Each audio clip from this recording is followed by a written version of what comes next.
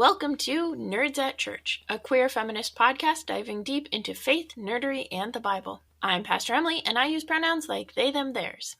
And I'm Pastor Kay, and my pronouns are she, her. In this episode, we'll discuss our solar system. Woohoo! It's finally here. Yeah, I'm glad the solar system exists. Otherwise, we wouldn't. Might not exist. Yeah, and this week it's also our delight and joy to say thank you to all of our Patreon supporters. In order from our longest supporter to our most brand new supporter, we are delighted that you enjoy our show. And so shout outs to Bridget Watley, Pace Warfield, Lowell Chilton, Paul Bennett, Pastor Eric L. Bodenstab, Andrew Walker, Sojan, Elizabeth P. Y'all are awesome. If you want to become a Patreon supporter with them and get all the extra bonus content that we have, you can go to patreon.com/nerdsatshirt. Thank you. Check out the episode description for links to any references we make in this episode. So today, our deep dive, as you might have guessed, is into our solar system. But we will in fact be staying on planet Earth the entire time. I guess. We're still in the solar system. It's true. Our minds, though. No guarantees about our minds. Oh, no. They might be out in space. So, briefly, to locate ourselves, because as much as it feels like the concept of Earth or our solar system is massive, it's actually just a teeny tiny part of what is the entire cosmos. So, our solar system is located within the Laniakea supercluster, which is a group of a whole bunch of different galaxies. And within the Laniakea supercluster is the Virgo supercluster. Shout out to the Virgos out there. Yay. Which is a smaller supercluster within that bigger supercluster. And so the Virgo supercluster, the local group of galaxies. And then within that, our galaxy is the Milky Way galaxy, which is a barred spiral galaxy that is 26.8 plus or minus 1.1 kiloparsecs in diameter. So shout out to Star Wars and George Lucas's continual retconning that he knew that parsecs were distance and not time. Mm-hmm. But that's really, really wide diameter. And then it's only about 1,000 light years thick. And that's at the bulge of the spiral arms where it gets that thickness. And then within the Milky Way galaxy, our solar system is 27,000 light years from the galactic center. The galactic center is a supermassive black hole known as Sagittarius A. So shout out to the Sagittariuses out there. Woot woot, that's me. In case you didn't know what my sign was because you missed last week's, you can always go back and watch last week's episode on astrology. And then we are located on the inner edge of the Orion arm or Orion spur of the Milky Way galaxy. Yeah. In the Virgo supercluster, in Laniakea supercluster. Now, of course, all of those names are Earth names that Earth people have given to all of these various clusters and objects and such. And so, as we hear in Hitchhiker's Guide to the Galaxy, as the rest of the universe would know where our solar system is, they would say that it's far out in the uncharted backwaters of the unfashionable end of the western spiral arm of the galaxy in sector ZZ9, plural Z alpha. Thank you, Douglas Adams. Mm-hmm. Going back to, the real universe that actually exists, or at least as far as we can tell, the solar system also orbits the center of the galaxy at about 515,000 miles per hour, taking about 230 million years to complete one orbit. And I personally am looking forward to the day when the aliens arrive, and then as Americans we have to explain the imperial system of measurement to them and why we haven't switched the metric system. But that's just me. Especially because, and we'll get into it more, right? But, when we talk about AUs, our astronomical units, what's an astronomical unit? The distance between Earth and the sun. Yeah, that's not going to work for anybody imprecise at best. Yep. Yeah, especially since the Earth and the sun are not always the same distance apart, by a fair bit, actually. Yeah, that's why we have seasons. Anyway, the word planet comes from an ancient Greek word which means wanderer, and in more ancient times than we currently live in, you might say, there were believed to be approximately 7 planets, including the sun and moon, but not counting Earth, because of course Earth wasn't a planet back then. Earth was just where we were walking around. And then, in the 16th century, they knew about 5 planets rotating around the sun plus Earth, and the moon as the 7th going around the Earth. So we would say they knew about 6 planets plus the moon, you might say, to translate. And these are the planets that are visible by the naked eye if you look at night without a telescope. Yeah. But what I think is interesting about the 16th century one is that's when they figured out that, and I think it was Copernicus, right, that the Earth rotated around solar-centric rather than Earth-centric. And then it kind of did count as a planet, but also the moon counted as a planet. Right. And so, yeah. Yeah. And then in 1781, Uranus was discovered. The planet, that is. And then between 1801 and 1807, they added Ceres, which is now categorized as a dwarf planet in the asteroid belt. They added Ceres and Pallas, Juno, and Vesta. All got added in that time period. And then by 1851, they had added 15 more of the small objects, space objects, in the asteroid belt. And at that time, they were called planets. And that was when they discovered Neptune. And then by the early 1900s, they had whittled it back down to 8 planets. The asteroids, including Ceres, were demoted. And then in 1930, they discovered Pluto. Yeah. And today, our solar system, according to NASA, who presumably would know, includes 1 star, 8 planets, 5 dwarf planets, which in the order of the distance from the sun would be Ceres, Pluto, Haumea, Makemake, and Eris. At least 290 moons. We are still finding those. There are a lot of them. And more than 1.3 million asteroids. I imagine we'll keep finding those for a very long time. And about 3,900 comets that we know of so far. Yeah. Just a few things. Yeah. So also, there's different mnemonic devices that we have created in our culture, particularly in English in the United States, to remember the order of the planets. And I'm not sure how you learned the planets. I learned them with my very educated mother, just served us 9 pizzas. Yes, me too. Yep. Which gets a little tricky nowadays. So I did a fair amount of reading of How I Killed Pluto and Why It Had It Coming by Mike Brown, who his name will pop up a few times in this episode. I am not done with the book yet because it's, 400 pages long, but I have read a surprisingly large amount in the last 36 hours. And he grew up with, for the mnemonic device, Martha visits every Monday and just stays until noon, period. Which I think is really interesting because there's an and in there that fits perfectly with asteroids. Oh, nice. And period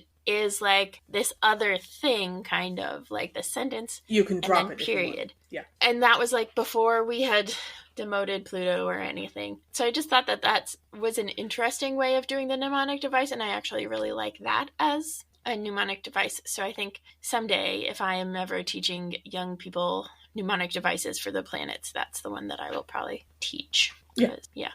And our days of the week are actually named after the planets. And, the understanding of planets that we had at the time. So we get Sun Day. So back when we thought about the sun as a planet, it's Sun Day. And then Mercury is connected to the Germanic Grim Reaper, or carrier of the dead, Woden, for Wednesday. So the easiest ones were Sunday, Monday, and Saturday, right? Because Monday, Moon Day, Saturday, Saturn Day. But the other ones were other gods that were connected to these Roman gods who the planets are named after. So Mercury, Woden. Venus is connected to Friday because of Frigga, the Norse goddess of married love. And Mars is connected to Tuesday because of Tu, the ancient Germanic god of war. And Jupiter is connected to Thursday because of Thor, the Norse god of thunder. Yeah. So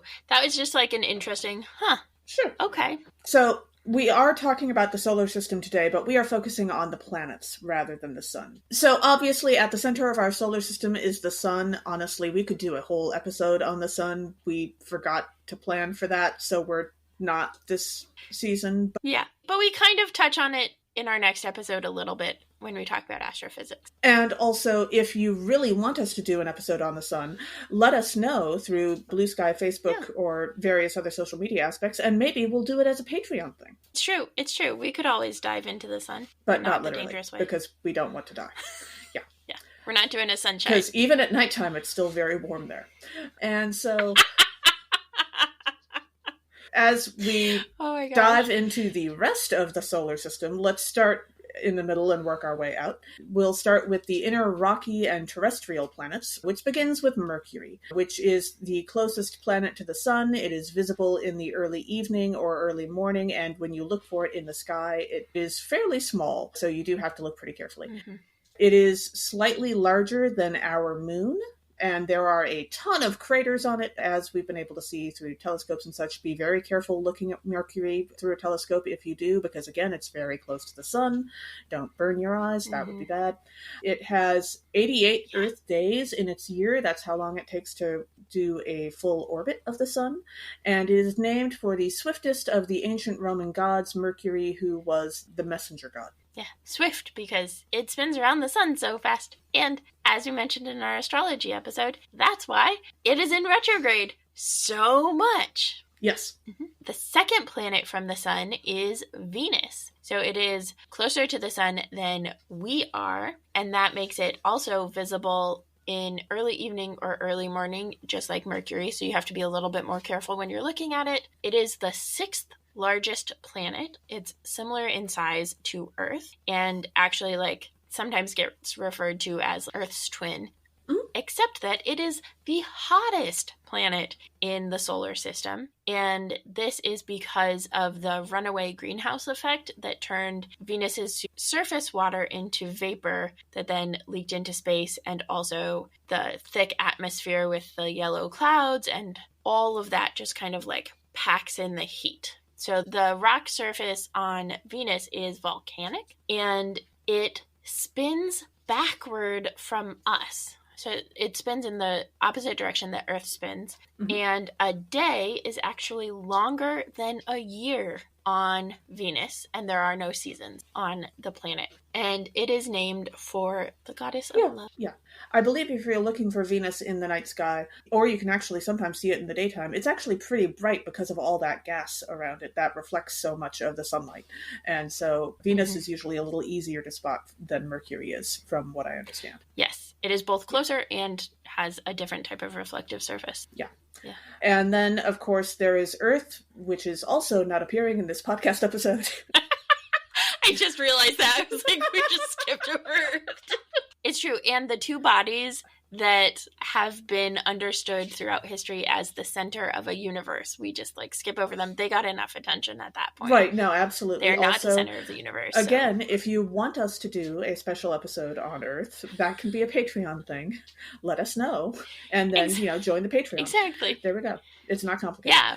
However, we are happy to do Patreon specials. Yes. However, our moon is also known as Luna when it needs a name, often or occasionally Selene. And the moon has a mass equal to only 1.2% of the Earth's. The moon is essentially way, way more lightweight, way less mass. And it has a diameter about the width of Australia, which gives you an idea of how it compares in size. I didn't realize it was that small. Yeah. It always feels bigger to It's pretty tiny. Well, and it is fairly close in terms of the solar system to our planet, but also it is fairly far away in terms of going down the road to the chemist, as Douglas Adams would have put it. And so, yeah, it's an interesting size, but it's not that big compared to Earth. The gravitational pull of the moon, along with, to a certain extent, the sun, drives our tides of the oceans.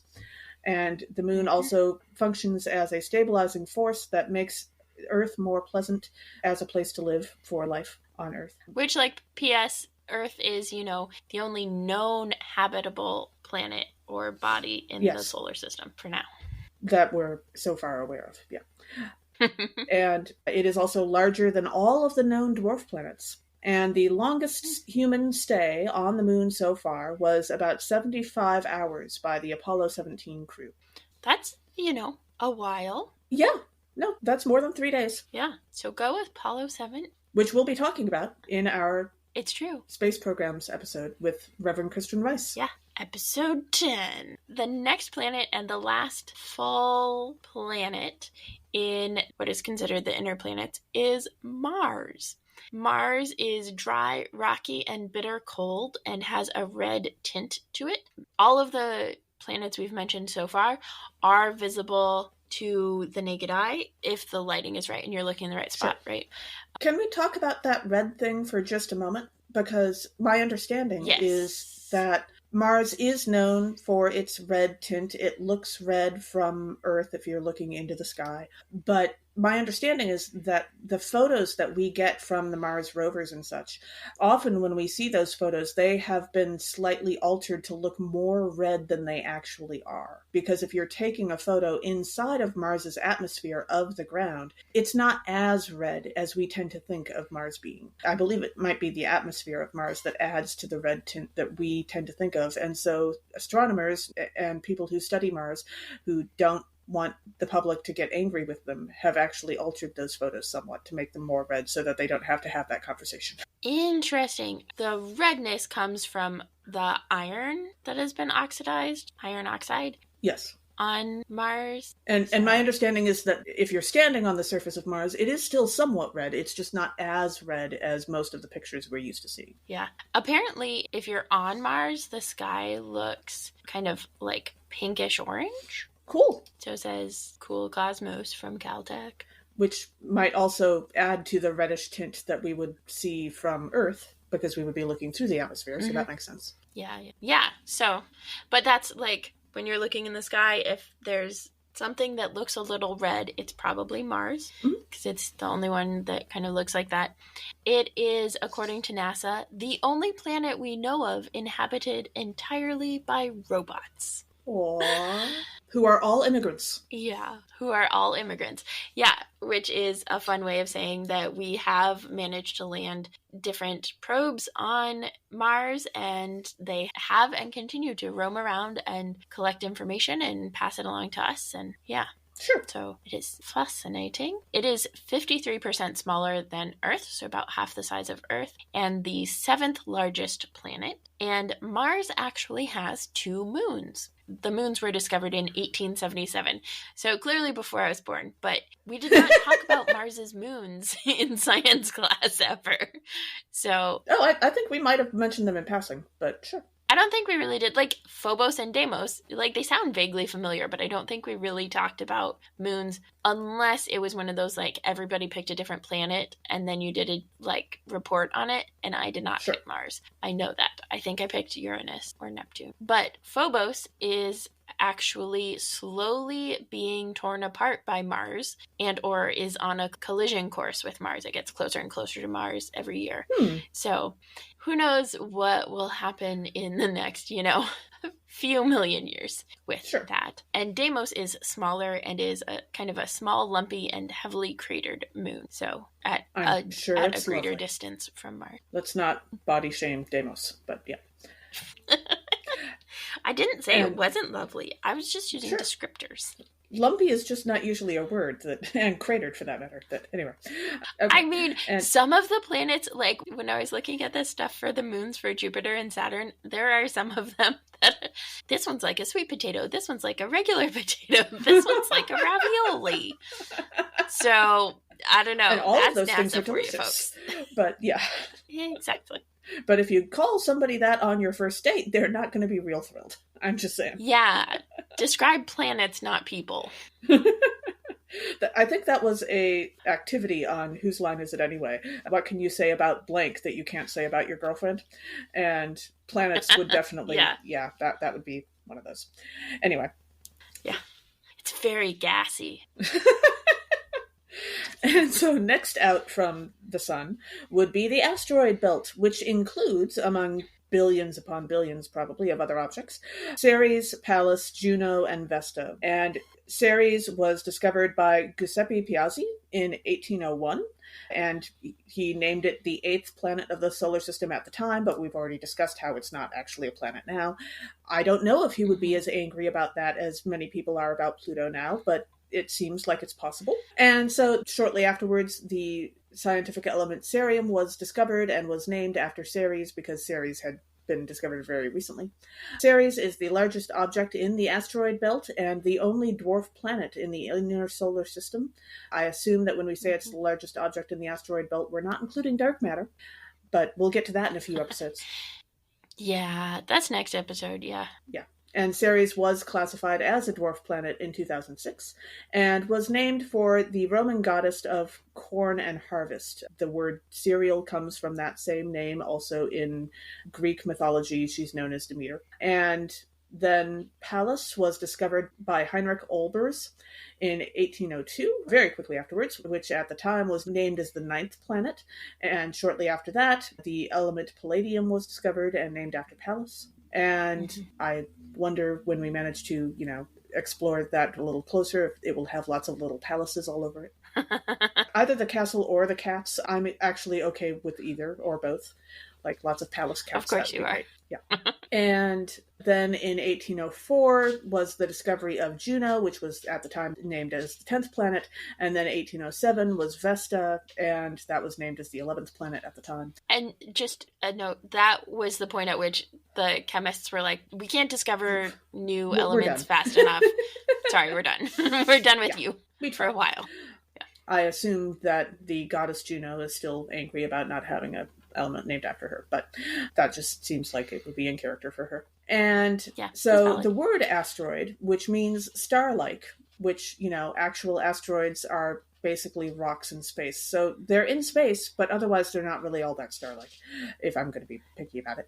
They look star-like. Yes, but the word itself was coined by William Herschel. He discovered Uranus in 1781, and then all of these new quote-unquote planets were discovered. Ceres, Pallas, Juno, Vesta, the other 15. Sure. And so the idea was if he gave them a different classification, then Uranus would still be classified as a planet and wouldn't get overrun by all of these other planets. Oh, sure. That are different. Does make sense. Sure. And 15 more were discovered within the asteroid belt by 1851, and this was the point at which they were removed from planet categorization because there were just too many of them in the same place. I'm going to choose to assume that this does not mean that the astronomers were bad at math and just didn't want to count that high, but you are free to assume whatever you like. And the asteroid belt possibly could have become a planet, as in the asteroids could have all merged together into one planet, essentially, if not for Jupiter's literally massive gravity, or also known as Mavity, depending on where you are in Doctor Who. Yes. So the asteroid belt, pretty cool. Yeah, absolutely. And every once in a while they get flung at us or flung away or those sorts of things too. Hopefully not too close. That would be a problem. Yeah. And then we get to the outer planets, which are the gas giants, Jupiter and Saturn, and the ice giants, Uranus and Neptune. And I, growing up, just knew of them all as gas giants. So I went really deep into NASA's website because it's not obvious in preparation for this episode, and it was delightful, and I was up way too late last night. Anyway. That sounds wonderful. Also, I have to say that the whole gas giants versus ice giants thing makes them sound like, monsters from Marvel Comics. But I don't know what the gas giants would look like, and I don't want to know either. But yeah. Right? Yeah. So many options there. Mm-hmm. So Jupiter is the first of the gas giants. It is the largest planet in the solar system. It is more than twice as massive as all of the other planets combined. So we're talking huge. And if you look at pictures of Jupiter, you can see bands of storms and clouds and atmosphere and stuff, and one red spot, though there's another red spot that's starting to come into existence. And the red spot is actually a giant storm that has raged for hundreds of years.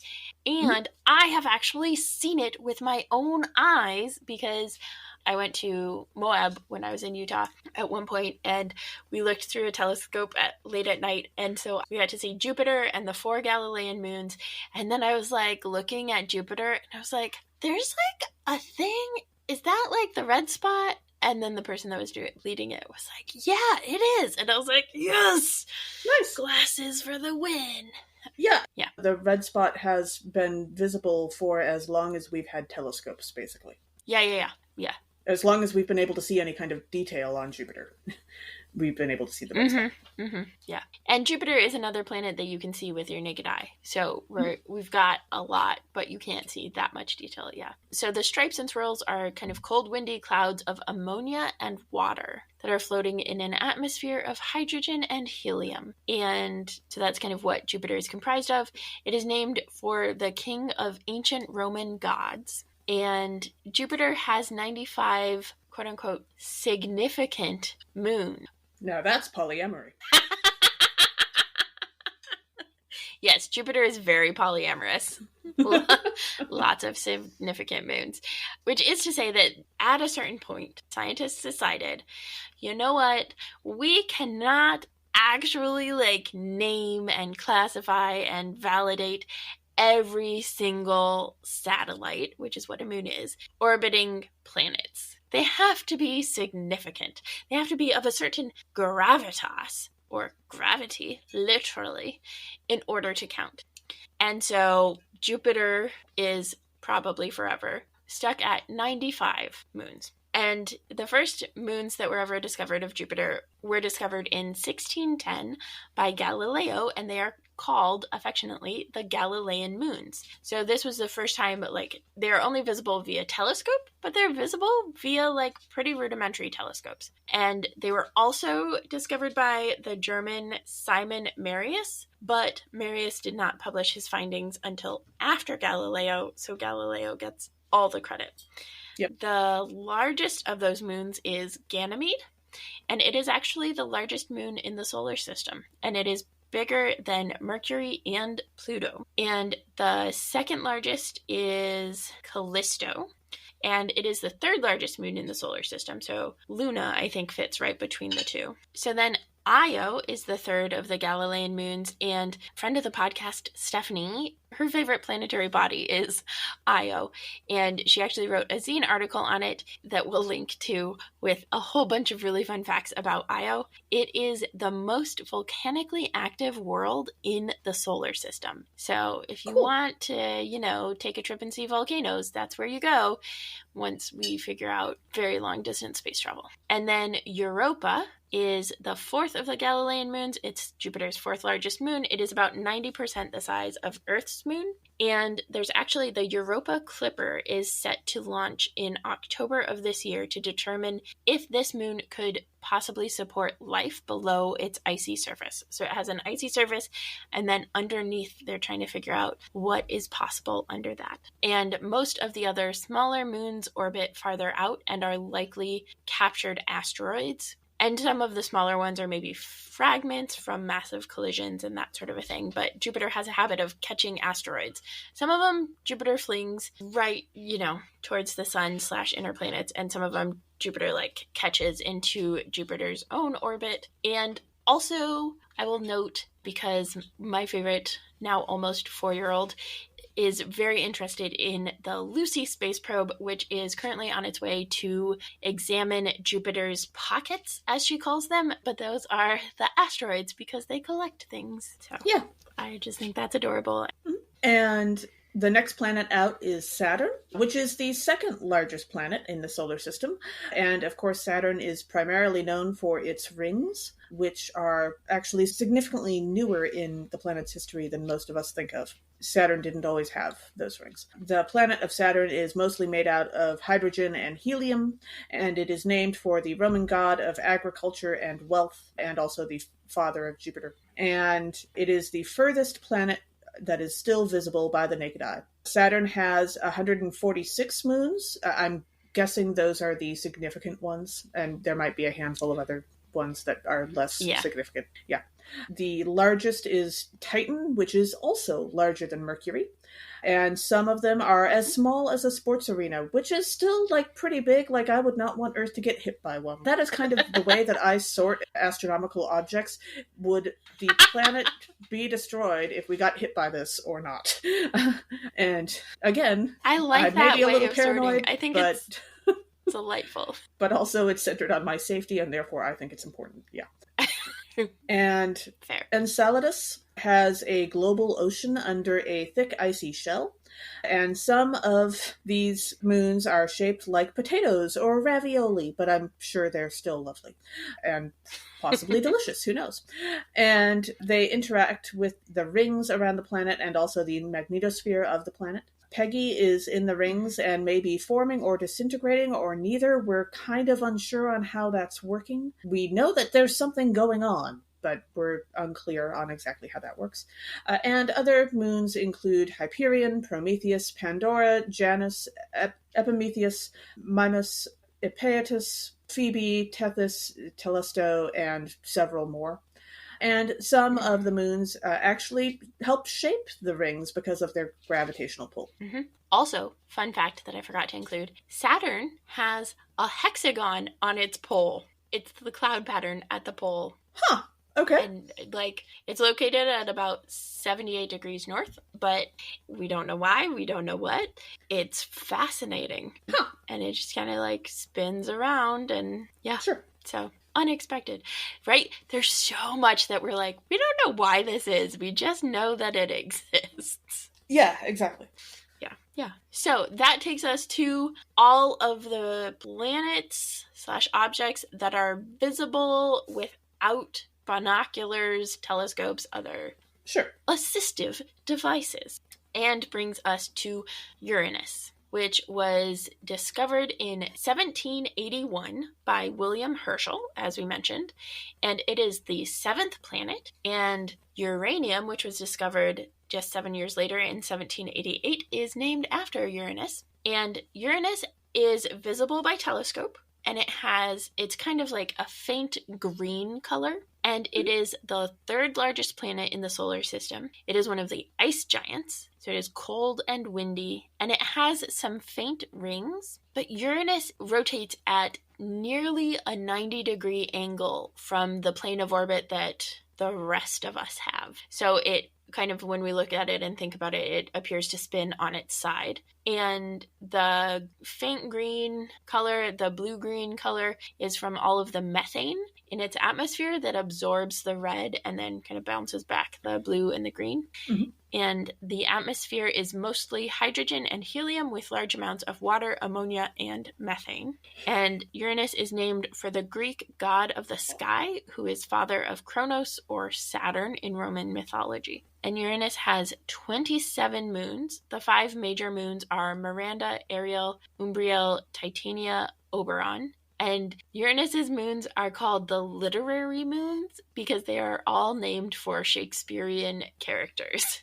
And a couple are also named for characters from the works of Alexander Pope. But yes. Yeah, so we've got a literary planet right there. Who was a poet and not the head of the Catholic Church. Yes. Exactly, yeah. You'd be surprised how many people don't know that just because your name is Pope does not mean that you're the Pope. Yeah. Yeah, I know enough people with the last name Bishop that makes sense. Also, yeah. So, again, moving one planet further out in the solar system, we have Neptune, which was found by Johann Galle because of mathematical predictions by Urbain Le Verrier in 1846. And the element Neptunium was found shortly afterwards. This is the first planet located through mathematical calculations. They took a look at the way things were moving in the sky, they did the math about the gravity, and they found it. Also, Neptune is the first of the planets after the asteroid belt started to get discovered, and they named elements after Ceres and Pallas, and then they were like, nope, too many new planets, we can't. But they did actually return to it with Neptune. It was kind of the restart of naming elements after planets. Yeah, because that's significantly later. So they just took a little break in the middle. Yeah. And Neptune is dark, cold, and whipped around by supersonic winds. And the blue color of Neptune is also from methane in its atmosphere, absorbing the red wavelengths of light. It is named after the Roman god of the sea, who in Greece is also known as Poseidon. And Neptune has 14 moons. The largest is Triton, which was discovered only 17 days after the planet of Neptune was discovered, and was found by William Lassell, amateur astronomer who used brewery business profit to buy telescopes. And, of course, if you've heard the name Triton before, it might be because you've seen the Little Mermaid movie, because that's the dad's name. Yep. And it may have been captured from the Kuiper Belt at some point in the past. We're not really sure. We'll talk about the Kuiper Belt in a minute. And there are, of course, 13 other moons, which are named Despina, Galatea, Halimede, Hippocamp, Laomedia, Larissa, Naiad, Nereid, Neso, Proteus, Samanth, Sao, and Thalassa. I love Neptune. Neptune's one of the ones that I really like. I think Neptune is the one that I did a special whatever on in high school. I definitely did a presentation on Uranus at one point in my college astronomy class, but sadly I have lost the PowerPoint for it. But I believe we mostly went with a Monty Python aesthetic for the presentation. Because we were going to make jokes, but we weren't going to make those jokes, you know? I was going to say Uranus is one of the ones that comes up the most in terms of references to it because of the easy jokes. Yeah. And then the next planet, the planet we've all been waiting for, especially those of you who filled out our Pluto poll, Pluto, for whom was named the element plutonium. Pluto, for whom the bell tolls. Yes. I was halfway into that sentence before I realized it was not. Yeah, so this is not the Disney character. It is an exoplanet. But is in fact, excuse you.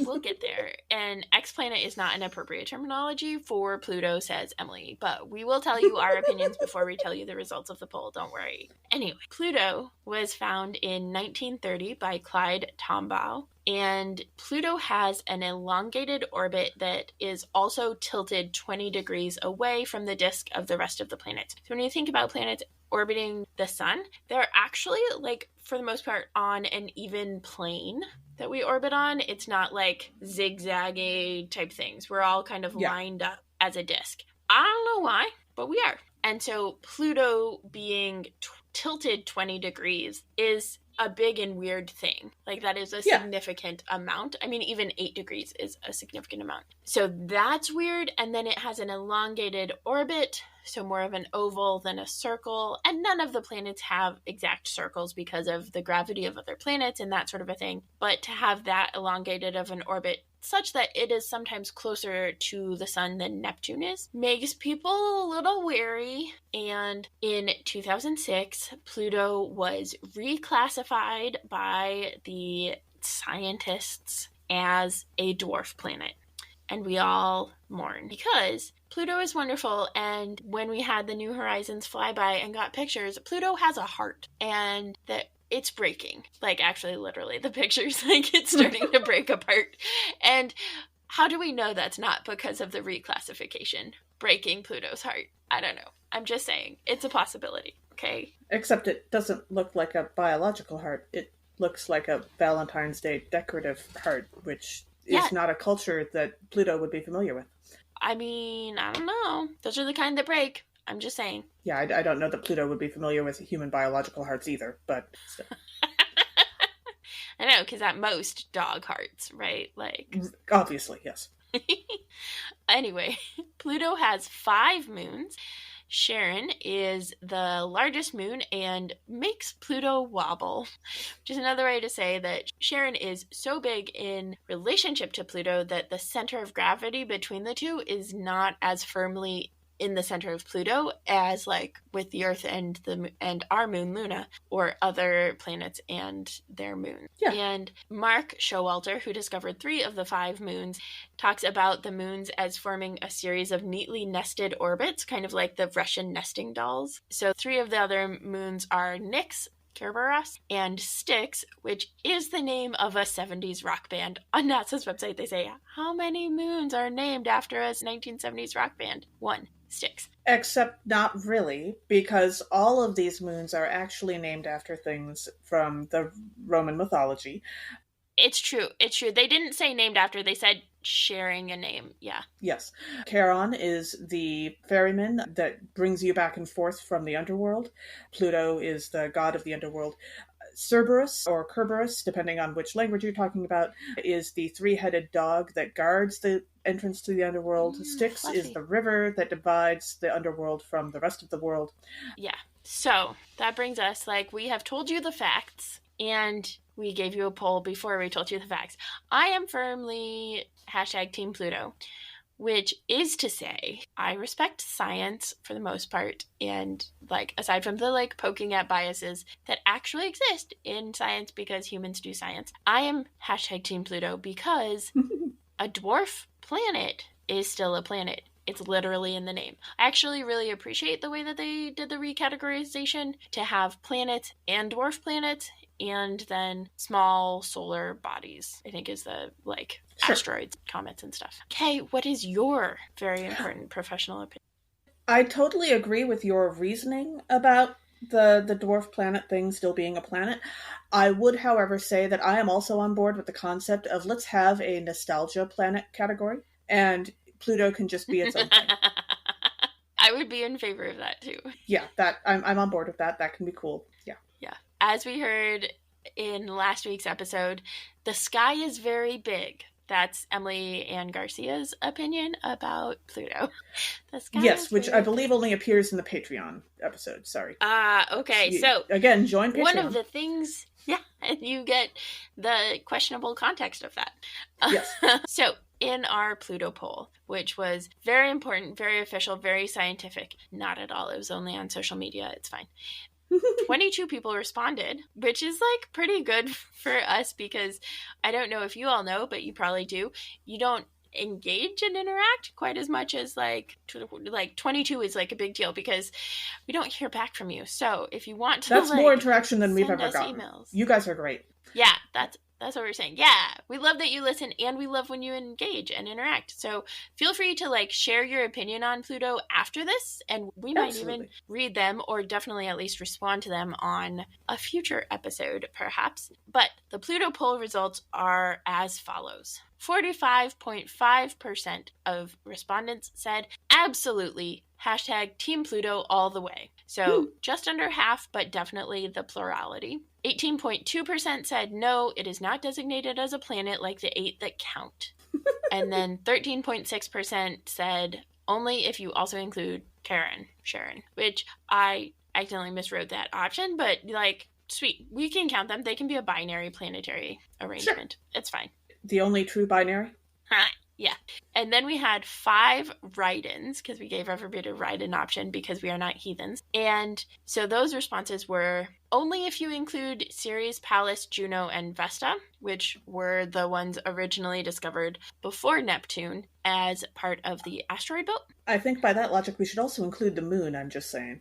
I mean, the moon rotates around the Earth, though. I think that's part of it, is that Ceres, Pallas, and Juno and Vesta all rotate around the sun. Sure.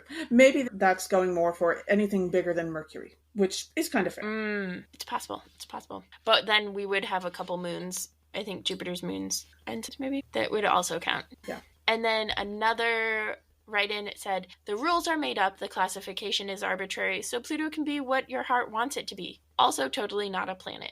That person's heart clearly says not a planet. And then another write-in was, no, the more we science, the more we change. That's reality. Everything else is wishful thinking. So, very strict science person. And the next one was, the science, TM, people tell me it isn't, but it makes the your very educated mother just served us 9 make less sense. To which I share Stephanie's advice of make it nachos. Your very educated mother just served us nachos. And that solves that problem. However, it's debatable if you want that problem solved, actually.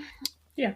And then the final write-in was, yes, and we should include Charon, though Pluto's planethood is not conditional based on Charon or other dwarf planets in our solar system yet to be discovered. So I think the not making it conditional part, that part also makes sense. I'm on board with that. Yeah, I think the argument around Ceres, Pallas, Juno, and Vesta is that they are named after goddesses, and so many of the planets are named after gods, and the ones that get kicked out are evening it the out. Goddess ones, and then Pluto's is, and so that's a little bit of it, and also like size-wise. But the asteroid belt ones got, officially at least, kicked out because there are too many of them in the same space. Which is interesting because, and we kind of talked about this at the beginning of the history of how we classified things as planets, right? Planets are wanderers. Pluto will always be a wanderer in our sky. And so in that sense, Pluto will always be a planet. but also like we haven't always defined planets as anything more than a wanderer in a sky, a body in our solar system that is not the sun or our moon, right? Like, so we haven't had very clear definitions of planet. And then as we've discovered more things, we've started to categorize more specifically and more strategically around what is a planet, what is a comet, what is an asteroid. Yeah. Yeah. And Pluto does not actually finish this episode for us, because next we have the Kuiper Belt, which is an additional part of our solar system. Woohoo. And the Kuiper Belt is a huge region of space, which is beyond Neptune. And if you want to think about what it looks like from the outside, it's sort of shaped like a puffed up disk or a donut. Like, think of our solar system from Neptune inwards is the center of the donut, where the hole is in the donut, and then the Kuiper Belt is outside of that, and the outside edge of the donut is way past everything else, basically. It's enormous. And it has some similarities with the main asteroid belt. There's a lot of stuff in there, basically. It possibly also, much like the asteroid belt, could have become a planet if not for Neptune's gravitational pull, which keeps all the smaller stuff from coming together, because Neptune basically just keeps stirring the pot, you might say. There are more than 2,000 Kuiper Belt objects that have been cataloged, but there are probably at least hundreds of thousands of them, and it's gonna be a while before we manage to find them all. We need some better abilities to see out that far, basically. And the Kuiper Belt is slowly eroding itself away and has gone from being about 7 to 10 times the mass of the Earth in terms of the amount of stuff that's in there, to only being 10% of the mass of the Earth already. So that took a while. Like, that wasn't, just in the last couple hundred years. But still, that's a big change. Pluto, Eris, Haumea, Quorar, and Makemake are Kuiper Belt objects that have moons. Haumea is about the size of Pluto, but it is a very oval shape to it, instead of being more circular that we tend to think of as planets, because of its extremely fast rotation. It rotates once every 4 hours. It was discovered about 2003, 2004, and it was named after the Hawaiian goddess of fertility. Haumea has 2 moons, Namaka, which is the inner moon, and Haiaka, which is the outer moon, and they were discovered in 2005, and they were named for the daughters of Haumea. Haiaka is the patron goddess of the island of Hawaii and of hula dancers, and Namaka is a water spirit in Hawaiian mythology. And Haumea is also the first known Kuiper Belt object to have rings, which were discovered in 2017. Makemake's discovery, along with Eris, prompted the International Astronomical Union. That's the International Astronomical Union, not the International Astrological Union that we talked about last episode. Yeah. I know, when I saw that, I was like, oh my gosh. That's not going to be confusing for people at all. But that prompted the IAU to consider the definition of a planet and to create the category of dwarf planets. And this is named after the Rapa Nui god of fertility. Eris was originally thought to be bigger than Pluto, actually, prompting the reclassification and new categorization of dwarf planets. It was originally discovered in 2005 from data that had been obtained in 2003 from Mike Brown and Chad Trujillo and David Rabinowitz. It was originally nicknamed Xena and called the 10th planet, with a tiny moon that was nicknamed Gabriella because these folks had watched Xena Warrior Princess and wanted to name the moon after Xena's sidekick / partner. Gabrielle was pretty awesome. It was renamed by the IAU with classification as a dwarf planet and was then named after the Greek goddess of discord, and the moon Dysnomia after the demon goddess of lawlessness, the daughter of Eris. And then we have Quorar, which is also known as 50,000 Quorar, is a ringed dwarf planet with 1 moon, known as Waywat, and it was first observed in 2002, and the moon was first observed in 2007 by Mike Brown and Chad Trujillo again. And this was named after the genderless creation force of the universe of the Tongva tribe. And the Kuiper Belt is one of the places that comets come from, which are pushed into an orbit toward the sun by Neptune, and then Jupiter sort of sends them into these short loops around and around. and it was named for Kuiper, but he had just speculated on objects beyond Pluto back in 1951 and didn't actually find it himself. And the second object of the Kuiper belt was not found until 1992, so this is super recent. Yeah, yep. And then you think we're done, but we're not. There's more. Even out beyond the Kuiper belt is the Oort cloud.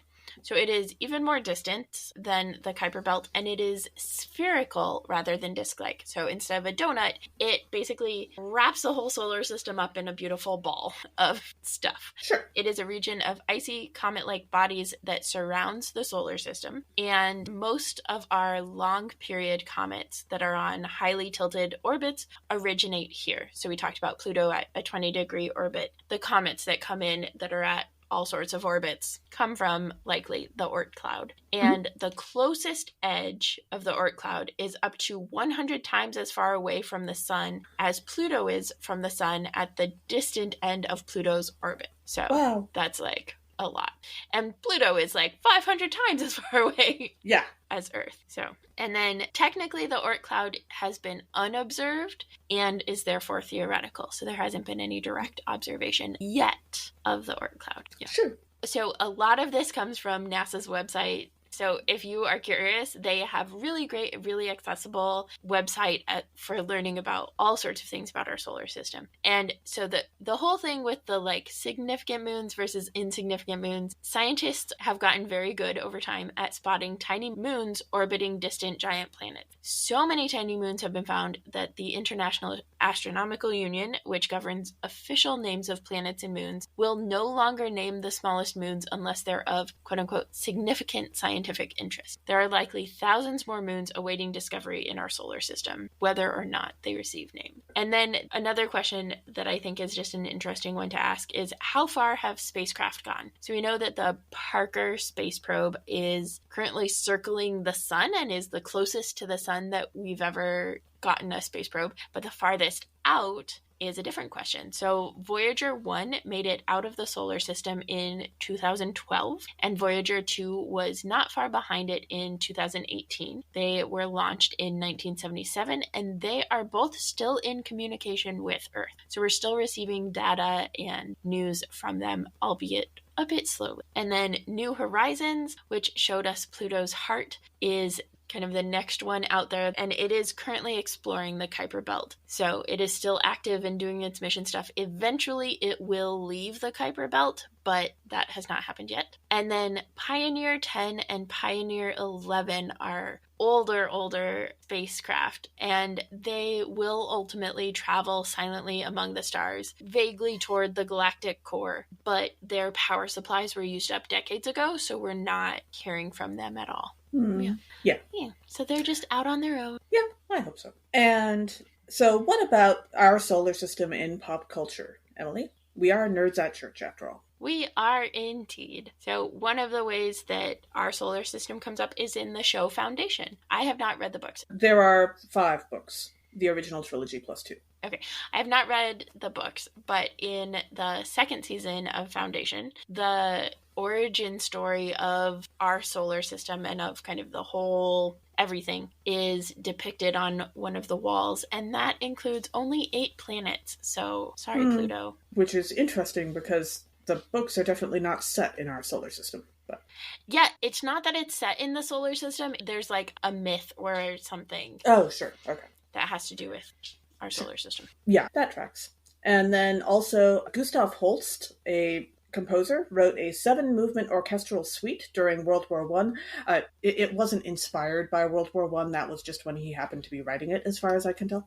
And it was called The Planets, where each of the 8 planets known at that point, except for Earth, gets a movement. So he gave one to all the other 7 planets. And in the book Stranger in a Strange Land by Robert Heinlein, when the main character, who was born on Mars and is essentially claiming to be the sovereign monarch of Mars for various plot plot reasons I won't go into at the time. He needs a musical theme to play while his flag is presented at a diplomatic event, and so they use the Mars movement from this orchestral suite for it, and it actually works very well for his purposes because it is like super percussion-y and enthusiastic and very actually martial, and so it kind of freaks people out a little bit, which is what he was going for. Yeah. Also, fun fact, you can listen to the planets. I forgot about this until just now. There's actually, like, NASA scientists found a way to listen to the sounds of planets in our solar system. So that's, like, different spacecraft and machinery and technology can capture different wavelengths and then convert them into sounds in ranges that we can hear. So we'll try to find that because I remember listening to it and it was just like really interesting. And for that matter, the orchestral suite by Gustav Holst is also now in public domain, and so I would imagine you can listen to that any number of places online. Yeah, nice. And then in the TV series, The Expanse, which has come up a few times in the course of our podcast, is set in our solar system. So Ceres, which we've mentioned, is inhabited by humans. Over the generations, they've adapted to life without as much gravity. And that actually comes to play in the series, The Expanse. Mm-hmm. Also, Mars is inhabited and very militaristic in The Expanse. The moon is inhabited, and the moon and Earth kind of function as one nation. And there's a ring that is created at one point that transports folks to other planetary systems. And that is located 2 AU, or astronomical units, outside of Uranus. And a reminder that an astronomical unit is the distance between the sun and the Earth. Who knows when? We're not sure. Because again, it's not a perfect circular orbit. But yeah. Yeah. And then there's the movie Apollo 13, which is about the difficult space mission of the Apollo 13 mission and the many things that went wrong during that mission. And I tend to think of this as also known as why astronauts have to also be scientists, because you see why in that movie and in the story. Yeah. And then, as we've mentioned before, Battlestar Galactica, the majority of the show actually takes place looking for our solar system, which eventually they do find. Yeah. Babylon 5 is a TV show from the 90s that actually was unusual for science fiction because it included our solar system as part of the science fiction exploration, much like Star Trek does, but surprisingly few other science fiction fictional universes do. And so one of the characters, Michael Garibaldi, has a whole plot line set on Mars, basically for his character during one of those seasons. Mars at the time is basically run by a giant corporation, and let's just say late stage capitalism is in effect. And his ex-wife, who he's still in love with, is married to the CEO, and that gets awfully complicated. So, ooh, yeah. Also, Interstellar, which actually a lot of it takes place outside of our solar system, but it starts and ends within our solar system, and many people are alive and in our solar system throughout. And it starts on Earth and ends, I believe, in orbit around Jupiter. Yeah. The Martian is a book about a astronaut who gets accidentally left behind on Mars and then has to keep himself alive for long enough to get rescued. It is a impressively fast read and a great example of why, if I'm ever going into space, I want to go with professionals who actually know what they're doing. Dang it. Like, that's not paranoia, that's just common sense. So It's true. And I really liked the movie too. I have heard great things. I have not seen it. Yeah. And of course, Doctor Who. How do we talk about it without talking about the fact that it does frequently take place in our solar system? Yeah. And in fact, even though Neptune is the farthest planet from our sun, it is a frequent stop in pop culture fiction. And so that's where one of the Doctor Who episodes from the 12th Doctor, Capaldi, and Clara Oswald as Jenna Coleman, the episode Sleep No More, takes place actually on a space station orbiting Neptune. Yeah. And I believe Clara and Capaldi also had a episode that was set in part on the moon, which was then discovered to be an egg of a giant astronomical creature that they were unclear on how that worked. Yes, that sounds right. And there have been quite a few Sure. episodes involving moons and the beginning of Christopher Eccleston and Rose Tyler has to do with like the end of Earth. So And then there's also the book The Moon is a Harsh Mistress, which is set, as you might imagine, on the moon, which is by Robert Heinlein. And that is essentially a guide on how to organize either a rebellion or a strike or both, depending on how you think of it, because of the complicated political situation, while on the moon. And it goes into quite a few of the specific nitty-gritty adaptations that humans had to make in order to live on them, which was super interesting. I have a real appreciation for early science fiction's focus on the nitty-gritty aspects of how does this actually work. Yeah. And then what was really interesting to me as I was like investigating and looking up information on all of the planets on the NASA website is that NASA even has like, here's where some of these planets show up in pop culture. So we'll also add a couple of theirs. And thank you, NASA, so much for so much of this episode. We love you, NASA. So for Jupiter in pop culture, they would tell us that the biggest planet in our solar system has a large presence in pop culture, including many movies, TV shows, video games, and comics. Jupiter and its moons were notable destinations in the Expanse series, while various Jovian moons provide settings for Cloud Atlas, Futurama, Power Rangers, and Halo, among many others. In the movie Men in Black, when Agent J, played by Will Smith, mentions he thought one of his childhood teachers was from Venus, Agent K, played by Tommy Lee Jones, replies that she is actually from one of Jupiter's moons. Outside of NASA, I would just like to personally point out that they did miss Jupiter ascending, and part of that movie happens on a station just inside the red spot on Jupiter. Yeah. And then in Neptune, we already mentioned the Doctor Who episode, but also Neptune served as the backdrop for the 1997 science fiction horror film Event Horizon. And in the cartoon series Futurama, the character Robot Santa Claus has his home base on Neptune's North Pole. And then Uranus is the source of, as NASA would tell us, more than a few jokes and witty or not so witty puns. The ice giant also has been a destination for fictional stories and on TV shows such as Doctor Who. The radioactive element uranium was named after Uranus when it was discovered in 1789, just 8 years after the planet was discovered. Thank you, NASA. Indeed. Thank you so much, NASA. And so we come to the time where we're like, okay, we learned lots of stuff, but what does it have to do with the Bible? Well, lots. First off, it is, in fact, hard to find planets in the Bible because a lot of times they're like, different cultures have understood planets to be deities. But if we're taking the original definition and interpretation of the word planet, it is a wanderer. And those are everywhere in the Bible. We're actually not going to talk about those, but I just thought that that was an interesting, like, okay, we don't think that planets are in the Bible, but there are wanderers all over the Bible. So absolutely. Yeah. Our first reading is from Genesis chapter 1, and you can include verses 14 to 15, but we're mostly looking at verses 16 through 19. We keep coming back to Genesis because it is so rich when it comes to the exploration of outer space. And so in Genesis 1, we read of God creating sun, moon, stars, and presumably planet. Yeah. So if you remember the bit about celestial spheres and Aristotle from our cosmology episode earlier this season, the first episode of the season, when we read the phrase in verse 17, God set the moon in the dome of the sky, that seems to be a hint of just how popular that theory was and for how long. If you're calling the sky a dome, that it seems to be related. However, in verse 18, we have that whole separate the light from the darkness thing. And I've got to tell you, God, that didn't work out too well. Like, there's a lot of places where those mix. That is true. The gift of mirrors and complicated language. Yeah. I just love the, like, and the stars, right? Where it's like, God made two great lights, the greater light to rule the day and the lesser light to rule the night, and the stars. And there's just like this. Okay. Like, right. They wrote the whole thing and then they're like, oh, wait, the stars. We got to throw them in somewhere.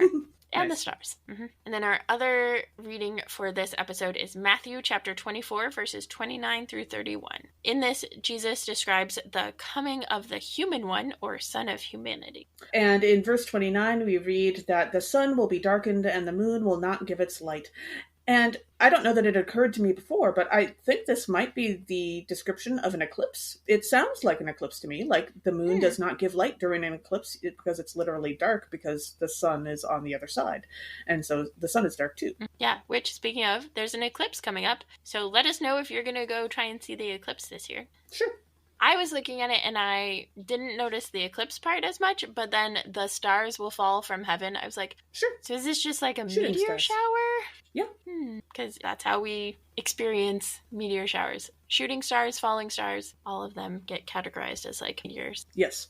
Yeah, I have to admit, every time someone brings up a meteor shower or shooting stars, I always immediately flash back to my most memorable stolen Christmas Eve children's sermon ever, where I was trying to talk about how during Silent Night with our candles, we were going to look like the night sky, and every candle would look like a star.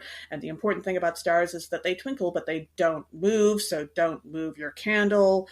And I was trying to be helpful to the parents of the small children who were listening to the children's sermon, and immediately the grandchild of set of folks, the grandchild was visiting, I was not familiar with her, piped up and said, but what about shooting stars? Shooting stars move. And the entire congregation just lost it. I don't think I had control over that service for the rest of the night. Like, that was just, it was gone. That was amazing. Yep. Also, if that kid happens to be listening to this right now, that was amazing, and I loved it. And also, it taught me a lot about what not to say during a children's sermon, so thank you. That's real. That's real. Uh-huh.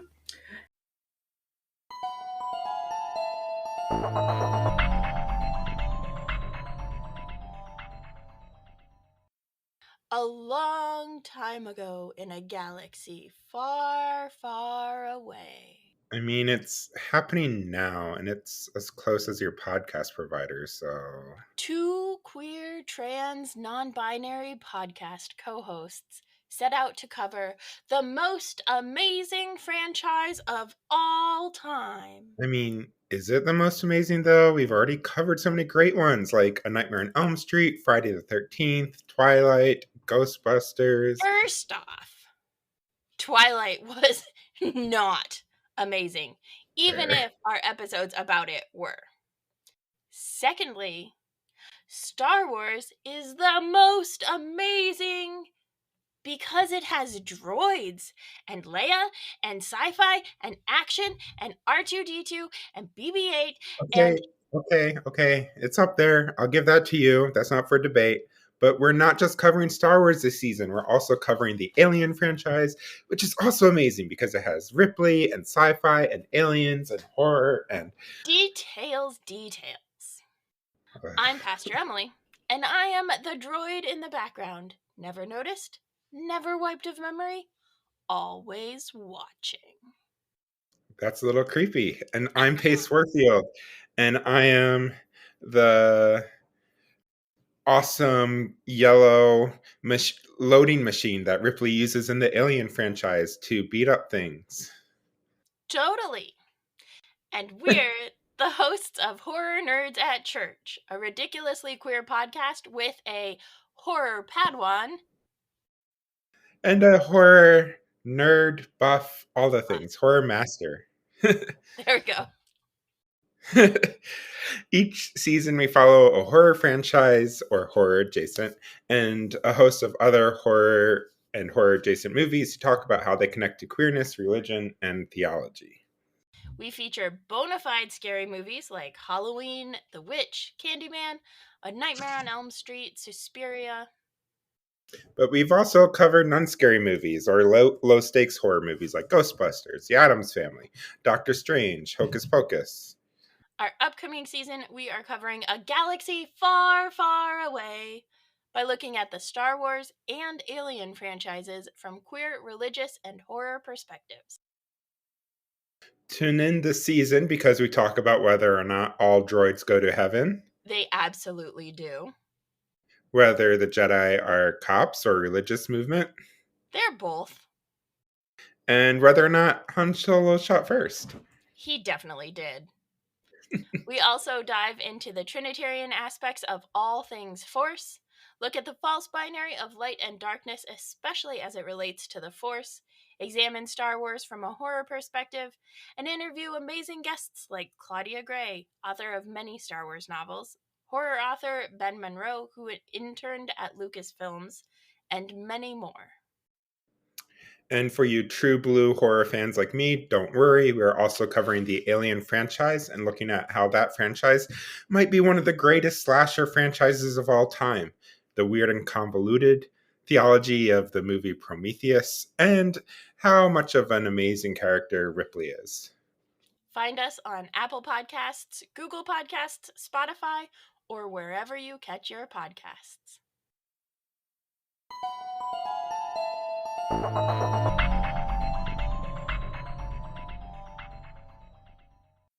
And now for our Muppets moment.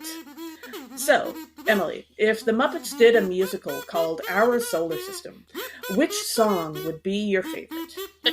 I would probably have to go with a song like Pluto, we miss you.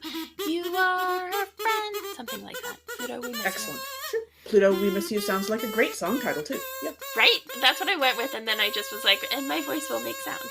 Sure.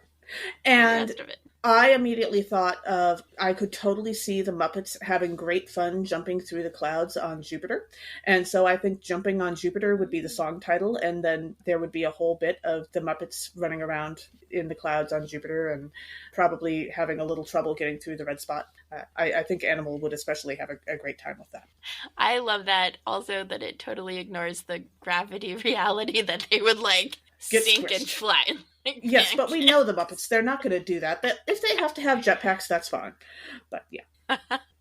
I love it. I love it. I was like, when you started talking about like jumping on Jupiter, I was like, I mean the asteroid belt too. Like you could just do like space hopping. hopping from one to have the a next. like Sure. space hopping one that's just like background one. So you get like the asteroid belt, the Kuiper belt, the Oort cloud, but like they're just space hopping, and so you have that as Sure. like your transitional music. And the hops Yeah. would be much, much longer in the Kuiper belt and the Oort cloud than they are in the asteroid belt. Exactly. Mhm. I love the names of our songs. If any of our listeners want to like make up songs with these titles or your own song, let us know because this would be hilarious. I'm here for it. Yeah. Yeah. Thank you, dear listeners, for joining us. Our theme music was by Rachel Meyer-Laughlin. Our Muppets music was by Brenda Boss, and our seasonal artwork was by Pace Warfield. Catch us next time when we'll dive into astrophysics with our special guest, Dr. Katie Mack. This podcast has been produced by us, Emily Ewing and Kay Rohloff. For more fun, check us out on Twitter, Facebook, and Blue Sky at Nerds at Church, or contact us at nerdsatchurch@gmail.com. Also, if you like what you've heard, rate us or leave us a review on Apple Podcasts, Facebook, or wherever you catch your podcasts. If you want access to our uncut episodes, merch discounts, movie commentaries, and more, support us on Patreon at patreon.com/nerdsatchurch. Starting at just $5 per month, it's cheaper than buying yourself a planet, which if you want to explore that possibility, try John M. Ford's novel set in the original series of Star Trek universe called How Much for Just the Planet, which manages to be a musical in novel form. And it's hilarious. Ooh, nice. That sounds fantastic. Also, let us know on Blue Sky, Facebook, or Twitter which song would be your favorite in the Muppets musical, Our Solar System. As the ancient Christians said, Pax Pax Vobiscum. Vobiscum.